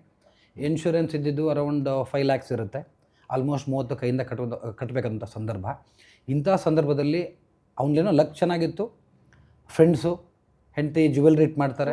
ಎಷ್ಟೋ ನಾವು ನೋಡ್ತಿರ್ತೀವಿ, ಈ QR ಕೋಡಿಗೆ ಇದು ಮಾಡಿ ಅಂಗಲ ಹಚ್ತಾರೆ, ಸಹಾಯ ಮಾಡಿ, ಮಗುವಿಗೆ ಇದಾಗಿದೆ. ಖಂಡಿತ ಡೈಲಿ ವಾಟ್ಸ್ಆ್ಯಪ್ ಗ್ರೂಪ್ಗಳಲ್ಲಿ ತುಂಬ ಜನ ಬರುತ್ತೆ. It's become common. And thankfully ಆ ಒಂದು ನೆಟ್ವರ್ಕ್ ಇದೆ. ಅಂದರೆ ಈ ಸೋಷಿಯಲ್ ಮೀಡಿಯಾ ಇರಬಹುದು ಅಥವಾ ಈ ವಾಟ್ಸ್ಆ್ಯಪ್ನಂಥ ಬೇರೆ ಬೇರೆ ಮಾಧ್ಯಮಗಳ ಮೂಲಕ ಕನೆಕ್ಟ್ ಆಗೋದಕ್ಕಾಗ್ತಿದೆ. ಬಟ್ ಎಷ್ಟು ಜನಕ್ಕೆ ಅಂತ ಅದನ್ನು ಮಾಡೋದಕ್ಕೆ ಸಾಧ್ಯ? ಆಬ್ವಿಯಸ್ಲಿ ನಿಮ್ಮ ಈ ಪ್ರಯತ್ನಕ್ಕೆ ನಿಜವಾಗ್ಲೂ this is commendable. But ultimately ಎಲ್ಲರಿಗೂ ಬರುವಂಥ ಸಹಜವಾದ ಪ್ರಶ್ನೆ, ನೀವು ಯಾಕೆ ಮಾಡ್ತಿದ್ದೀರಾ ಅನ್ನೋದು. ಸೊ ಅದಕ್ಕೋಸ್ಕರ ಕೇಳ್ತಾ ಇದ್ದೀನಿ. ಅಲ್ಲ, ಅದೇ ಇದನ್ನು ಮುಗಿಸ್ಬಿಡ್ತೀನಿ ನಾನು. ಸೊ ಅಂಥ ಸಂದರ್ಭದಲ್ಲಿ ಅವರು ಎಗೇನ್ ಅವ್ರ ವೈಫು ಜ್ಯುವೆಲ್ರಿನ ಪ್ಲೆಡ್ಜ್ ಮಾಡಿ ತರ್ತಾರೆ. ಮನೆಯಿಂದ ಅವ್ರ ಮನೆಯಿಂದ ಎಲ್ಲೋ ತರ್ತಾರೆ. ಎಲ್ಲ ಕಡೆನೂ ದುಡ್ಡನ್ನು ಇದು ಮಾಡಿ ಕೊನೆಗೆ ಲಾಸ್ಟಿಗೆ ನನಗೆ ಫೋನ್ ಬರುತ್ತೆ, ಇನ್ನೂ 3 ಲಕ್ಷ ಕಟ್ಟಬೇಕು. ಅವ್ರಿಗೆ ಕಟ್ಟೋಕ್ಕಾಗಿಲ್ಲ. ಆ ಟೈಮಲ್ಲಿ ಅವನಿಗೆ ಕಾನ್ಷಿಯಸ್ಸಿಂದ ಅವನು ಅಂದರೆ ಕಾನ್ಷಿಯಸ್ ಇರ್ತಾನೆ, ಸ್ವಲ್ಪ ಚೇತರಿಕೆ ಆಗಿರುತ್ತೆ. ಅಲ್ಲಿಂದ ಅವನು ಹೇಳಿರ್ತಾನೆ ಒಂದು ಸರಿ ಫೋನ್ ಮಾಡೋದಕ್ಕೆ, ನನಗೆ ಮಾಡ್ತಾನೆ. ಬಿಕಾಸ್ ಇದು ವೈದ್ಯ ಬಂದು ಹುಟ್ಟೋಕ್ಕಿಂತ ಮುಂಚೆನೇ ನಾವು ವೈದ್ಯರ ಜೊತೆ ಈ ಆಸ್ಪತ್ರೆ ಜೊತೆ ಒಂದು ಸಂಬಂಧನ ಮೊದಲೇ ಹೊಂದಿದ್ವಿ. ಓಕೆ, ನೀವು ಹಲವಾರು ವರ್ಷದಿಂದ ಮಾಧ್ಯಮದಲ್ಲೇ ಕೆಲಸ ಮಾಡ್ತಾ ಇದ್ದೀರಿ. ಹೌದು, ಮಾಧ್ಯಮದಲ್ಲಿ ಇದ್ದಾಗಲೇ ಸಾಕಷ್ಟು ವೈದ್ಯರು, ಆಲ್ಮೋಸ್ಟ್ ಎಲ್ಲ ಆಸ್ಪತ್ರೆ ವೈದ್ಯರು ಕೂಡ ನಂಗೆ ಪರಿಚಯ ಇತ್ತು. ಸೊ ಯಾರಾದರೂ ನನಗೆ ಫ್ರೆಂಡ್ ಸರ್ಕಲ್ ಯಾರಾದರೂ ಕೇಳಿದಾಗ ಅವರಿಗೆ ನಾವು ಹೇಳ್ತಾ ಇದ್ವಿ ಇಂಥ ಆಸ್ಪತ್ರೆ, ಅವರಿಗೆ ಅಪಾಯಿಂಟ್ಮೆಂಟ್ ಕೂಡ ತಗೊಡ್ತಾ ಇದ್ವಿ. ಜೊತೆಗೆ ಏನಾದರೂ ಬಿಲ್ ಕಮ್ಮಿ ಮಾಡಬೇಕಾ ಅಂಥ ಕ್ಷಣದಲ್ಲಿ ಅದನ್ನು ಕೂಡ ನಾವು ಹೇಳ್ತಾ ಇದ್ವಿ. ಈ ಥರ ಇದೆ ಸರ್, ಏನಾದ್ರು ಮಾಡಿಕೊಡಿ ಅಂತ ವೈದ್ಯರನ್ನ ಕೇಳ್ಕೊಳ್ಳೋವಂಥದ್ದು. ಅದನ್ನೇ ಈಗ ನಾವು ಅದನ್ನು ಚೇಂಜ್ ಮಾಡಿದ್ವಿ. ಬಿಕಾಸ್ ಈ ಥರದ್ದು ನೋಡಿದ್ವಿ, ಅವ್ರ ನೋವು ನೋಡಿದ್ದೀನಿ. ಆ 3 ಲಕ್ಷ ಕೊಡೋ ಟೈಮಲ್ಲಿ ನನಗೆ ಫೋನ್ ಮಾಡಿದಾಗ ನಾನು ಹೋದೆ. ಅಂದರೆ ನನಗೆ ಏನು ಈಗ ಐಡಿಯಾ ಬರ್ತಾ ಇರೋದು ಅಂತ ಹೇಳಿದ್ರೆ, ಸೊ ನೀವು ನಿಮ್ಮ ಒಂದು ಕಾಂಟ್ಯಾಕ್ಟಿನ ಮೂಲಕ ನಿಮಗೆ ಗೊತ್ತಿರೋರಿಗೆ ಮಾತ್ರ ಸಹಾಯ ಏನು ಮಾಡ್ತಾ ಇದ್ರಿ, ಅದು ಬರೀ ನಿಮಗೆ ಗೊತ್ತಿರೋರಿಗೆ ಮಾತ್ರ ಅಲ್ಲ, ಈಗ ಸದ್ಯದ ಮಟ್ಟಿಗಂತೂ ಅಟ್ಲೀಸ್ಟ್ ಕರ್ನಾಟಕದ ಎಲ್ಲ ಜನತೆಗೂ ಕೂಡ ಇದು ಸಿಗಬೇಕು ಅನ್ನೋದು ನಿಮ್ಮ ಥಾಟ್. ಈಗ ನೀವು ಹೇಳಿದ್ರಿ ಮಾಧ್ಯಮದಲ್ಲಿ ಕೂಡ ಸಾಕಷ್ಟು ಜನ ನಮ್ಮನ್ನು ಕೇಳಿದಾಗ ಮಾಡಿದ್ದೀವಿ. ಅದು ಎಲ್ರಿಗೂ ಸಿಗಲಿ ಅನ್ನೋ ಉದ್ದೇಶ, ಒಬ್ರಿಗಲ್ಲ, ಪ್ರತಿಯೊಬ್ಬರಿಗೂ ಅದು ಸಿಕ್ಕಿದ್ರೆ. ಯಾಕಂದರೆ ನಾನು ಹೇಳಿದ್ನಲ್ಲ, ಬರೀ 25,000 ಕೊಡಿಸಿದ್ದೆ ನಾನು ಆ ಟೈಮಲ್ಲಿ, ಆ 35 ಲಕ್ಷಕ್ಕೆ. ಅದಕ್ಕೆ ಭಾಳ ಹೋರಾಡಿದ್ವಿ. ಅದು ಆ ಕಾರ್ಪೊರೇಟ್ ಆಫೀಸಿಗೆ ಫೋನ್ ಮಾಡಿ ಅಲ್ಲಿ ಎಲ್ಲಿಂದನೋ ಹಾಗೆ ಏನೇನೋ ಮಾಡಿದ್ರು. ಲಾಸ್ಟಿಗೆ ಅಟ್ಲೀಸ್ಟ್ ಅಂದ್ಕೊಂಡೆ 35 ಲಕ್ಷದಲ್ಲಿ ಒಂದು 3 ಲಕ್ಷ ಅವನಿಗೇನಾದರೂ ಕಮ್ಮಿ ಆಗಿದ್ರೆ ಎಷ್ಟು ಹೆಲ್ಪ್ ಆಗೋದು. ಬರೀ 25,000 ಲಾಸ್ಟಿಗೆ ಕೊಟ್ಟರು, ಇಲ್ಲ ಅಂತಿಲ್ಲ, ಏನಾದ್ರು ಮಾಡಿದ್ವಿ. ಬಟ್ ಆ 25,000 ಕೊಟ್ಟೋದಕ್ಕೆ 10 ಸರಿ ಫೋನ್ ಮಾಡಿದ್ದಾನೆ. 10 ಸರಿ ಆ ಹುಡುಗ, ಅವ್ರ ತಮ್ಮ, ನಂಗೆ ವಾಪಸ್ ಮತ್ತೆ ಸ್ಕ್ಯಾನಿಂಗ್ ಬರೋಕ್ಕೆ ದುಡ್ಡು ಇರಲಿಲ್ಲ, ಅಟ್ಲೀಸ್ಟ್ ಇದು ಮಾಡಿದ್ರೆ ತುಂಬ ಖುಷಿ ಆಯಿತು ಅಂತ. ಅವಾಗ ಮಾನಸಿಕ ಭಾಳ ಬೇಜಾರಾಯಿತು ಅಂದ್ಕೊಂಡ್ವಿ. ಅವತ್ತು ಡಿಸೈಡ್ ಮಾಡಿದ್ವಿ, ಇಲ್ಲ ಇದಕ್ಕೆ ಏನಾದರೂ ಮಾಡಬೇಕು. ಯಾಕಂದರೆ ಎಲ್ಲರ ಪರಿಸ್ಥಿತಿ ಹಾಗಿರೋದಿಲ್ಲ. ನಿಮ್ಮ ಹತ್ರ ದುಡ್ಡಿದೆ, ನೀವು ಕಟ್ತೀರಾ, ದುಡ್ಡಿಲ್ದವ್ರ ಕಥೆ ಏನು? ಈಗ ನಿಮ್ಮ ಹತ್ರ ದುಡ್ಡಿದೆ, ನೀವು ಸುಮ್ಮನೆ ಯಾಕೆ ಕಟ್ಟಬೇಕು? ಏನಾದರೂ ಅದಕ್ಕೊಂದು ರೀಸನ್ ಇರಬೇಕಲ್ಲ. ಪ್ರತಿಯೊಂದಕ್ಕೂ ಒಂದು ಹಿಡ್ತಾ ಇರಬೇಕು. ಸೊ ಅದನ್ನು ಅಂದ್ಕೊಂಡು ಒಂದು ಕಾನ್ಸೆಪ್ಟನ್ನ ರೆಡಿ ಮಾಡಿದ್ವಿ. ಓಕೆ, ಎಲ್ಲಿ ಏನು ಮಾಡ್ಬೋದು, ಇನ್ಶೂರೆನ್ಸ್ ಇರಲಿ ಇಲ್ಲದೇ ಇರಲಿ ಎಲ್ರಿಗೂ ಅನುಕೂಲ ಆಗಬೇಕು, ಬಡವರಿಗೂ ಅನುಕೂಲ ಆಗಬೇಕು, ಎಲ್ರಿಗೂ ಅನುಕೂಲ ಆಗಬೇಕು.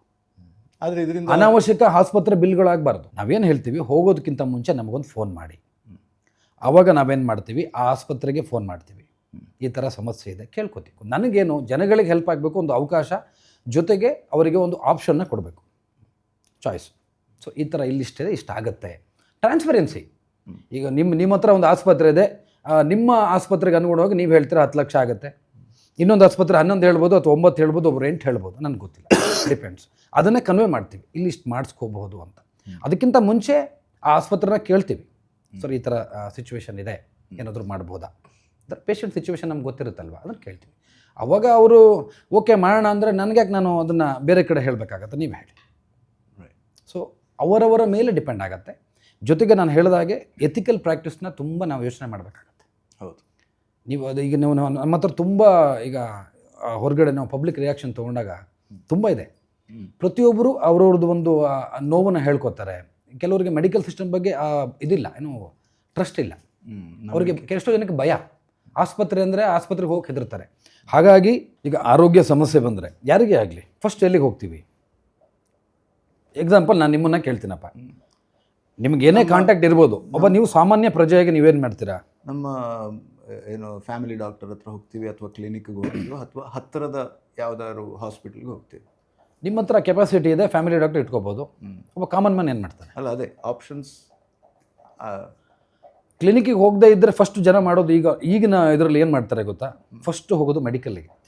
ಹೌದು, ಮೆಡಿಕಲ್ಲಿಗೆ ಹೋಗಿ ಟ್ಯಾಬ್ಲೆಟ್ ತಗೊಬಂದು ತಿಂತಾರೆ. ಹೌದು, ಅದು ಕಮ್ಮಿ ಆಗೋ ತನಕ ವೆಯ್ಟ್ ಮಾಡ್ತಾರೆ. ಕಮ್ಮಿ ಆಗಿಲ್ಲ ಅಂದ ಕ್ಷಣದಲ್ಲಿ ಆಗದೆ ಅದು ಕ್ಲಿನಿಕ್ ಉಲ್ಬಣ ಆಗಿರುತ್ತೆ. ನೆಕ್ಸ್ಟ್ ಅಲ್ಲಿ ಟೈಮ್ ಎಷ್ಟಾಯ್ತಾ? 1 ಪಾಯಿಂಟ್ ಕ್ಲಿನಿಕ್ಕಿಗೆ ಹೋಗ್ತಾರೆ. ಸೊ ಇದಾದ ಅಂಥ ಕ್ಷಣದಲ್ಲಿ ಏನಾಗುತ್ತೆ, ಅವರು ಟ್ಯಾಬ್ಲೆಟ್ನ ಓಕೆ ಒಂದು 3 days come back after 3 days 5 days ಹೇಳ್ತಾರೆ, ಮತ್ತೆ ಮನೆಗೆ ಬರ್ತಾರೆ. ಆಗಲೂ ಕಮ್ಮಿ ಆಗಿಲ್ಲ ಅಂದಾಗ ನೆಕ್ಸ್ಟ್ ಪ್ರೋಸೆಸ್ ಏನು ಬರುತ್ತೆ? ಡಯಾಗ್ನೋಸಿಸ್. ಅದು ಸ್ಕ್ಯಾನಿಂಗ್ ಇರ್ಬೋದು ಅಥವಾ ಬ್ಲಡ್ ಟೆಸ್ಟ್ಗಳಿರ್ಬೋದು, ಏನೇ ಇರ್ಬೋದು. ಅದು ಬಂದ ಮೇಲೆ ಅಲ್ಲೇನಾದರೂ ಸಿಕ್ಕಿದ್ರೆ ಅಲ್ಲಿಂದ ಮತ್ತೆಲ್ಲವೂ ಚೇಂಜ್ ಆಗ್ತಾ ಹೋಗುತ್ತೆ. ಅದು ಅವರು ಯಾವ ಆಸ್ಪತ್ರೆಗೆ ಸಜೆಸ್ಟ್ ಮಾಡ್ತಾರೆ ಆ ಫಿಸಿಷನ್ನು, ಈ ಥರದ್ದು ಸಾಕಷ್ಟಿದೆ. ಸೊ ಇಂಥ ಸಂದರ್ಭದಲ್ಲಿ ಜನಗಳಿಗೆ ಏನು ಬೇಕು, ಆ ಟೈಮ್ ವೇಸ್ಟ್ ಆಗಬಾರ್ದು. ಒಂದು ಮಾಹಿತಿ, ಅದಕ್ಕೋಸ್ಕರ ನಾವೇನು ಮಾಡಿದ್ದೀವಿ, ಒಂದು ಸಹಾಯವಾಣಿ. ಇವತ್ತಿನವರೆಗೂ ರೀತಿಯ ತೊಂದರೆ ಇದ್ದರೂ ಫೋನ್ ಮಾಡ್ಬೋದಾ? ಖಂಡಿತ. ಅದೇ ಹೇಳಿದ್ದು ನಾನು, ಇವತ್ತಿನವರೆಗೂ ಹೆಲ್ತ್ ಕೇರ್ನಲ್ಲಿ, ಈ ಹೆಲ್ತ್ ಕೇರ್ ಸಿಸ್ಟಮಲ್ಲಿ ಕೂಡ ಸಾಕಷ್ಟು ಪ್ಲ್ಯಾಟ್ಫಾರ್ಮ್ಗಳಿರ್ಬೋದು. ಆನ್ಲೈನು ಡಾಕ್ಟರ್ನ ನೀವು ಬುಕ್ ಮಾಡ್ಬೋದು, ಏನೇ ಇರ್ಬೋದು. ಆದರೆ ಇಲ್ಲಿ ನಾವು ಇಟ್ಟಿರೋದೇನು, ಕಾಲ್ ಮಾಡ್ಬೋದು ಜನ, ಏನೇ ಆಗಿರಲಿ, ಉತ್ತರ ಕರ್ನಾಟಕದವ್ರು ಮಾಡಲಿ, ಎಲ್ಲಂದ್ರೂ ಮಾಡಲಿ, ಅಟ್ಲೀಸ್ಟ್ ಅವರು ನಾವು ನಮ್ಮ ಹತ್ರ ಆಸ್ಪತ್ರೆ ಇಲ್ಲ, ನಾವು ಟ್ರೀಟ್ ಮಾಡಲ್ಲ, ಆದರೆ ಸರಿಯಾದ ಮಾರ್ಗ ತೋರಿಸ್ಬೋದು. ಅವರು ಅಟ್ಲೀಸ್ಟ್ ಒಬ್ಬ ವ್ಯಕ್ತಿ ಅವ್ರ ಹತ್ರ ಏನಾದರೂ ನೋವಿದ್ದಾಗ ಹಂಚ್ಕೊಳ್ಳುವಂಥ ಒಂದು ವೇದಿಕೆ ಬೇಕಲ್ಲ. ಸೊ ನನಗೀಗ ಆ ಥರ ಆಗ್ತಾ ಇದೆ, ಏನು ಮಾಡಬೇಕು, ಏನು ಕತೆ, ಹತ್ತಿರದಲ್ಲಿ ಯಾವುದು ಆಸ್ಪತ್ರೆ ಇದೆ, ಅಲ್ಲಿ ಏನು ಮಾಡ್ಬೋದು. ಸೊ ಹಾಗೆ ಹೇಳಿದಾಗ ಅಲ್ಲಿಂದ ನಮ್ಮದು ಕ್ಯಾಲ್ಕುಲೇಷನ್ ಶುರುವಾಗುತ್ತೆ. ಅಂದರೆ ಆ ರಿಪೋರ್ಟ್ಗಳು, ಈಗ ಏನಾದರೂ ಸಜೆಸ್ಟ್ ಮಾಡಿದಾಗ ಆ ರಿಪೋರ್ಟ್ ನಮ್ಮ ಹತ್ರನೇ ಇರುತ್ತೆ. ಆ ರಿಪೋರ್ಟ್ ಕಂಪ್ಲೀಟಾಗಿ ನಮಗೆ ಆ ಒಂದು ಟ್ರ್ಯಾಕ್ ಮಾಡೋದಕ್ಕೆ ಈಸಿ ಆಗುತ್ತೆ. ಓಕೆ, ಈ ಆಸ್ಪತ್ರೆಗೆ ಹೋದರು, ಈ ಆಸ್ಪತ್ರೆಯಿಂದ ಈ ಆಸ್ಪತ್ರೆ ಏನಾಯಿತು, ಅಲ್ಲಿ ಏನಾಯಿತು, ಕಂಪ್ಲೀಟ್. ನಾವು ಇವ್ರು ಬರೀ ಸಜೆಸ್ಟ್ ಮಾಡಿ ಯಾರನ್ನೂ ಕೈ ಬಿಡಲ್ಲ. ಸಪೋಸ್ ಸರ್ಜರಿ ಇರಲಿ, ಟ್ರೀಟ್ಮೆಂಟ್ ಇರಲಿ, ಅವ್ರು ಮನೆಗೆ ಹೋದ್ಮೇಲೂ ಫೋನ್ ಮಾಡಬೇಕು. ನಮ್ದು ಅದು ಆ ಉದ್ದೇಶ. ಅಂದರೆ ಎಲ್ಲ ಮುಗಿದ ತಕ್ಷಣ ಕೈ ಬಿಡಬೇಕು ಅಂತಿಲ್ಲ. ಒಂದು ವರ್ಕ್ ಫೋರ್ಸ್ ಇಟ್ಕೊಂಡಿದ್ದೀರಾ, ಮತ್ತು ಒಂದು ಡೇಟಾ ಬೇಸನ್ನು ವ್ಯವಸ್ಥೆ ಮಾಡ್ಕೊಂಡಿದ್ದೀರಾ. ಹೌದು. ಅದೇ ನಾನು ಹೇಳಿದಾಗೆ ಈಗ ಪ್ರತಿಯೊಂದು ಜಿಲ್ಲೆಯಲ್ಲೂ ಕೂಡ ಈ ಕೆಲಸ ನಡೀತಾ ಇದೆ. ಬೆಂಗಳೂರಿನಲ್ಲಿ 150 ಆಸ್ಪತ್ರೆ ಇದೆ. ದಿನಕ್ಕೆ ಅದು ಡೈಲಿ ಒಂದು 2-3 ಹಾಸ್ಪಿಟ್ಲ್ಗಳು ಆಗೇ ಆಗುತ್ತೆ. ಬಟ್ ಈಗ ಜಿಲ್ಲೆಗೆ ವಿಸ್ತರಿಸ್ತದೆ. ಬಿಕಾಸ್ ತುಂಬ ಜನ ಕಾಲ್ ಮಾಡ್ತಾ ಇದ್ದಾರೆ. ಉತ್ತರ ಕರ್ನಾಟಕದಲ್ಲಂತೂ ತುಂಬ ಜನ ಓಕೆ ನಮಗೆ ಈ ಥರ ಇಲ್ಲೊಂದು ಏನಾದರೂ ವ್ಯವಸ್ಥೆ ಮಾಡಿಕೊಡಿ, ಎಲ್ಲದಕ್ಕೂ ಬೆಂಗಳೂರಿಗೆ ಬರೋಕ್ಕಾಗೋದಿಲ್ಲ, ಹೌದು, ಈ ಥರ ಸಮಸ್ಯೆ ಇದೆ. ಹಾಗಾಗಿ ಅಲ್ಲೂ ಕೂಡ ಕೆಲಸ ನಡೀತಾ ಇದೆ.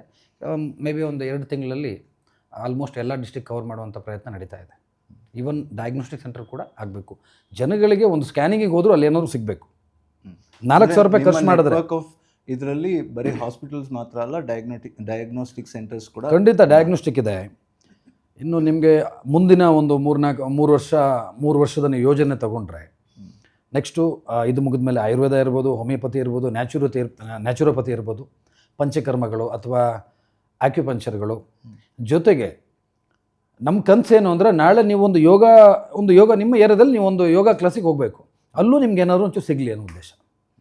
ನಾಳೆ ನೀವು ಒಂದು ಬ್ಯೂಟಿ ಪಾರ್ಲರಿಗೆ ಹೋಗಬೇಕು ಅಥವಾ ನೀವು ನಾಳೆ ಏನಾದರೂ ಒಂದು ಸ್ಪಾಗೆ ಹೋಗಬೇಕು, ಏನಾದರೂ ಒಂದು ಆ ಥರದ್ದಿದ್ರೂ ಕೂಡ ಅಲ್ಲೂ ನಿಮಗೆ ಹೆಲ್ಪ್ ಆಗಬೇಕು. ಹೆಲ್ತ್ ಅಂಡರ್ ಏನೇನು ಬರುತ್ತೆ ಎಲ್ಲದನ್ನು ಕವರ್ ಮಾಡಬೇಕಾಗತ್ತೆ. ಒಂದು ಹೋಲಿಸ್ಟಿಕ್ ಹೆಲ್ತ್ ಕೇರ್ ನೆಟ್ವರ್ಕ್, ಒಂದು ಪ್ಲ್ಯಾಟ್ಫಾರ್ಮ್ ಜನಗಳಿಗೆ. ಆಮೇಲೆ ಜನಗಳಿಗೆ ಎಲ್ಲಿ ಹೋದರೂ ಏನಾದರೂ ಸಿಗಬೇಕು, ಬರ್ಡನ್ ಆಗಬಾರ್ದು. ಅಂದರೆ ಜೊತೆಗೆ ಅವ್ರ ಜೊತೆ ಯಾರಾದರೂ ಇರಬೇಕಲ್ಲ, ಅದಕ್ಕೋಸ್ಕರ ಬಂಧು ಅನ್ನೋದು ಇಟ್ಟಿರುವಂಥದ್ದು. ಜನಗಳಿಗೂ ಆಗಬೇಕು, ವೈದ್ಯರಿಗೂ ಆಗಿರಬೇಕು. ವೈದ್ಯರು ಮತ್ತು ಅಂದರೆ ವಿಶ್ವಾಸಾರ್ಹ ವೈದ್ಯರು ಅಥವಾ ಜನಗಳನ್ನು ಇಬ್ಬರನ್ನೂ ಒಟ್ಟಿಗೆ ಸೇರಿಸುವಂಥ ಒಂದು ಕೆಲಸ ಅಷ್ಟೆ. ಸೊ ಇದು ಎಲ್ಲರಿಗೂ ಕೂಡ ಯಾವುದೇ ಲಿಮಿಟು ಇಲ್ಲ, ಇಲ್ಲಿ ಯಾವ ಇದು ಇಲ್ಲ. ಮತ್ತು ಇದನ್ನು ನೀವು ಯಾವುದೇ ಲಾಭದ ದೃಷ್ಟಿಯಿಂದ ಮಾಡ್ತಿಲ್ಲ ಅಂತ ಹೇಳ್ತಿದ್ದೀರಿ. ಹಾಗೆ ನಿಮಗೇನು ಸಪೋರ್ಟ್ ಇದಕ್ಕೆ ಫೈನಾನ್ಷಿಯಲ್? ಯಾಕಂದರೆ ಒಂದಿಷ್ಟು ಆಪರೇಷನ್ಸನ್ನು ಮಾಡೋದು ಸುಲಭದ ಕೆಲಸ ಅಲ್ಲ. ಬ್ಯಾಕ್ ಎಂಡ್ನಲ್ಲಿ ಒಂದಿಷ್ಟು ದೊಡ್ಡ ವರ್ಕ್ ಫೋರ್ಸನ್ನು ಇಟ್ಬೇಕಾಗುತ್ತೆ, ಒಂದು ಆ್ಯಪ್ ಡೆವಲಪ್ ಮಾಡಬೇಕು, ಡೇಟಾಬೇಸನ್ನು ಮೇಂಟೈನ್ ಮಾಡಬೇಕು. It's not easy. ಸೊ ನಿಮ್ಗೆ ಏನು ಸಪೋರ್ಟ್ ಇದಕ್ಕೆ? ಇಲ್ಲಿಗೆ ಹೇಳಿದಾಗೆ ವೈದ್ಯರು ಆಲ್ರೆಡಿ ಈ ಒಂದು ಸಂಸ್ಥೆ ಹುಟ್ಟಿರುವಂಥದ್ದು ವೈದ್ಯರು ಜೊತೆಗೆ ನಾವು ಜೊತೆಗೂಡಿ ಮಾಡಿರುವಂಥದ್ದು. ಜೊತೆಗೆ ಸಾಕಷ್ಟು ಜನ ಇದಕ್ಕೆ ಮುಂದೆ ಬರೋದಕ್ಕೆ ರೆಡಿ ಇದ್ದಾರೆ. ಮುಂದೆ NGOದು ಆ ಥರದ್ದು ಸಪೋರ್ಟ್ ತೊಗೋಬೋದು. ಈ ಥರ ಜನಗಳಿಗೆ ಒಳ್ಳೇದು ಮಾಡೋದಕ್ಕೆ ನಾವೇನು ಬೇಕಾದರೂ ಮಾಡ್ತೀವಿ. ಹಾಗೆ ಒಂದು ಹೆಲ್ತ್ ಕೇರ್ ಸಿಸ್ಟಮಲ್ಲಿ ಏನಾದರೂ ಒಂದು ಬದಲಾವಣೆ ಆಗಬೇಕು. ಎಥಿಕಲ್ ಪ್ರಾಕ್ಟೀಸ್ ಅಂತ ಏನಿದೆ ಇದು ಜನರಿಗೆ ತಲುಪಬೇಕು. ಸೊ ಹಾಗಾಗಿ ಅದಕ್ಕೆ ಏನು ಸಂಬಂಧಪಟ್ಟದ್ದು ಏನೇನು ಬೇಕಾಗತ್ತೆ ಎಲ್ಲವನ್ನು ಮಾಡೋದಕ್ಕೆ ನಾವು ರೆಡಿ ಇದ್ದೀವಿ. ಓಕೆ. ಮತ್ತು ಇನ್ನೊಂದು ಮುಖ್ಯವಾಗಿ ಈಗ ಹೊಸದಾಗಿರ್ಬೋದು, ಆದರೆ ಎನಿ ಸಕ್ಸಸ್ ಸ್ಟೋರೀಸ್ ಇದೆ. ಕೆಲವೊಂದು ಅಂದರೆ ಈಗ ಒಬ್ಬ ಪೇಷಂಟನ್ನ ನಾವು ಹೋಗಿ ಅವ್ರನ್ನ ಹೈಲೈಟ್ ಮಾಡಿ ಕೇಳುವಂಥದ್ದು ನಮಗೂ ಕೂಡ ಅನಿಸಲ್ಲ, ಹಾಗಾಗಿ ಕೇಳೋದಿಲ್ಲ. ಕೆಲವೊಂದು ಇದೆ. ಈಗ ಒಂದೆರಡು ಕಿಡ್ನಿ ಟ್ರಾನ್ಸ್ಪ್ಲಾಂಟ್ಗಳು ಬೇರೆ ಒಂದು ಆಸ್ಪತ್ರೆಯಲ್ಲಿ ಜಾಸ್ತಿ ಹೇಳಿರ್ತಾರೆ, 13 ಲಕ್ಷ ಹೇಳಿರ್ತಾರೆ ಅಂದ್ಕೊಳ್ಳಿ. 13 ಲಕ್ಷ ನಾವಿಲ್ಲಿ 9-10 ಲಕ್ಷ ಒಳಗಡೆ ಮಾಡಿಸೋದ್ರೆ 3-4 ಲಕ್ಷ ಉಳಿಯುತ್ತಾ? ಸಣ್ಣ ವಿಷಯ ಅಲ್ಲ.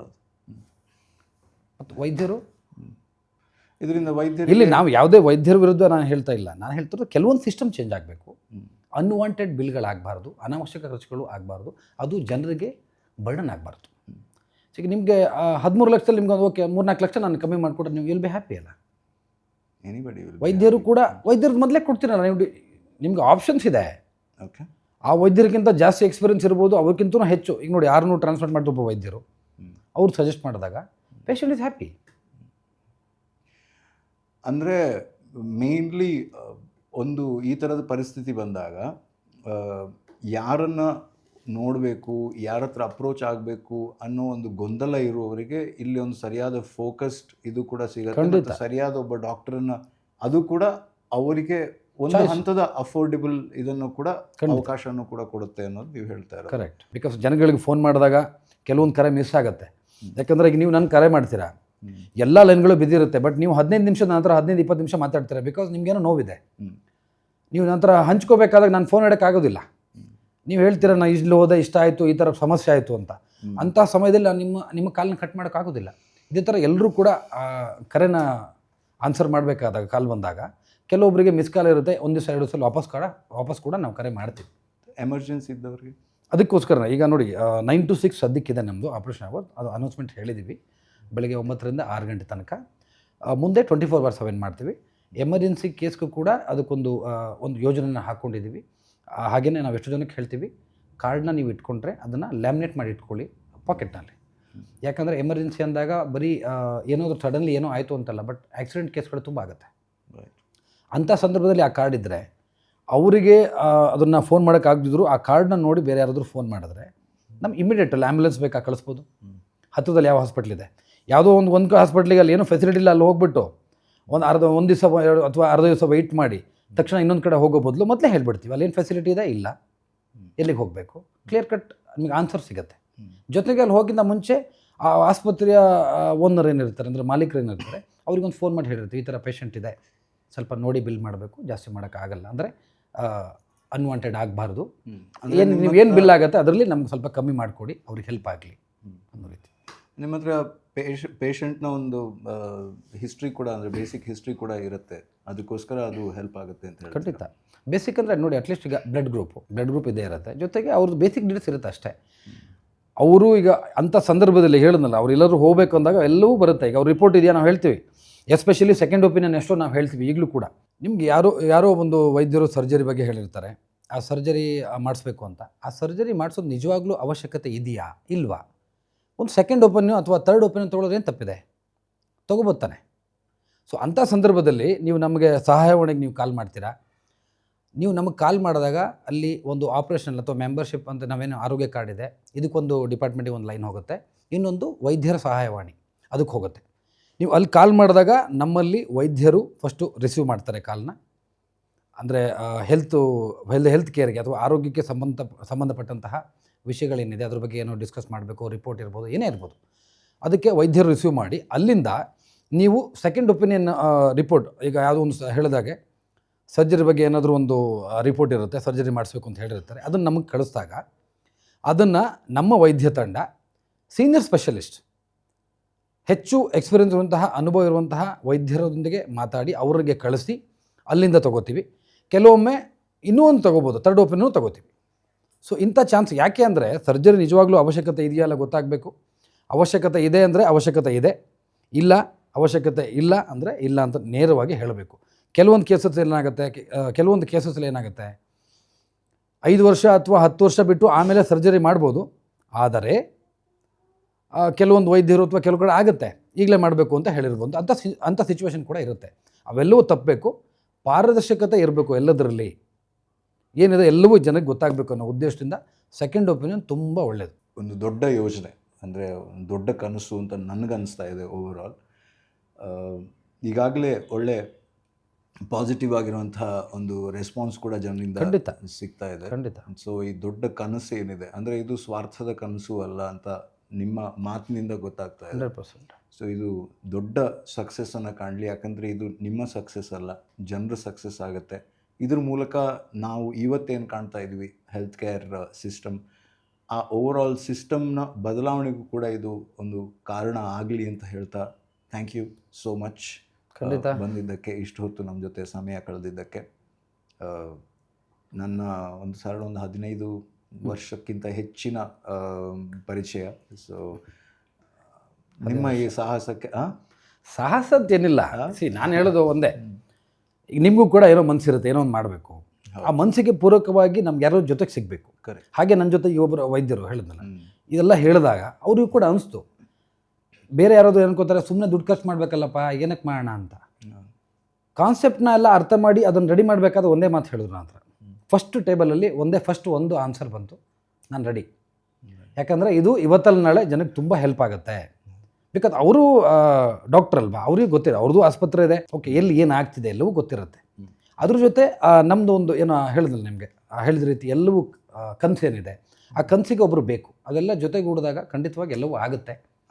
ಪ್ರಯತ್ನ ನಮ್ಮದು, ಉಳಿದೆಲ್ಲ ದೇವ್ರದ್ದು ಅಷ್ಟೇ, ನಮ್ದು ಇನ್ನೇನಿಲ್ಲ. ಪ್ರಯತ್ನ ಮಾಡೋಣ, ಫಲ ನಿಮ್ಗೆ ಗೊತ್ತಲ್ಲ, ಅದೆಲ್ಲ ನೀವೇ ಹೇಳ್ತೀರಾ. ಆಗಲಿತ್ತು. ನಿಮ್ಮ ಈ ಸಾಹಸಕ್ಕೆ ನಿಮಗೆ ಒಳ್ಳೆಯ ಸಕ್ಸಸ್ ಸಿಗಲಿ. ನಿಮ್ಮ ಸಕ್ಸಸ್ ನಮ್ಮೆಲ್ಲರ ಸಕ್ಸಸ್ ಆಗಿ ಖಂಡಿತ ಪರಿವರ್ತಿತವಾಗುತ್ತೆ. ಇನ್ನಷ್ಟು ವೈದ್ಯರು, ಇನ್ನಷ್ಟು ಆಸ್ಪತ್ರೆಗಳು, ಜೊತೆಗೆ ನಿಮ್ಮ ಮುಂದಿನ 3 ವರ್ಷದ ಒಂದು ವಿಷನ್ ಏನಿದೆ ಅದು 3 ವರ್ಷ ಅಲ್ಲ, ಅದಕ್ಕಿಂತ ಬೇಗನೆ ಸಕ್ಸಸ್ಸನ್ನು ಕಾಣಲಿ ಅಂತ ಹೇಳ್ತಾ ಮತ್ತೊಮ್ಮೆ ಧನ್ಯವಾದಗಳನ್ನು ಹೇಳ್ತೀನಿ. Thank you so much. ಒಂದು ಉತ್ತಮವಾದ ಅವಕಾಶವನ್ನು ಕೊಟ್ಟರೆ ಜನಗಳಿಗೆ ತಲುಪಿಸೋದಕ್ಕೆ ನಿಮ್ಮ ಮೂಲಕ ನನಗೂ ಒಂದು ಏನೋ ಒಂದು ಹೆಲ್ಪ್ ಆಗುತ್ತೆ. ಅಂದರೆ ಜನಗಳಿಗೆ ಇದು ತಲುಪಬೇಕು, ಇದ್ರ ಸತ್ಯಾಸತ್ಯತೆಗಳು ತಿಳಿಬೇಕು. ಸೊ ಆ ನಿಟ್ಟಿನಲ್ಲಿ ನೀವು ಕೂಡ ಒಂದು ಉತ್ತಮವಾದ ನಮಗೊಂದು ಅವಕಾಶನ ಕೊಟ್ಟಿದ್ದೀರಾ ಎಲ್ಲವನ್ನು ಹಂಚ್ಕೊಳ್ಳೋದಕ್ಕೆ. Thank you so much. ಇದು ಈ ಹೊತ್ತಿನ dive deep with Badakila Pradeep. ಮುಂದಿನ ಸಂಚಿಕೆಯಲ್ಲಿ ಮತ್ತೊಬ್ಬ ವ್ಯಕ್ತಿತ್ವ ನಮ್ಮ ಜೊತೆ ಇರ್ತಾರೆ. ಅವ್ರ ಜೊತೆ let's dive deep into conversation ಅಂತ ಹೇಳ್ತಾ ನಮಸ್ಕಾರ.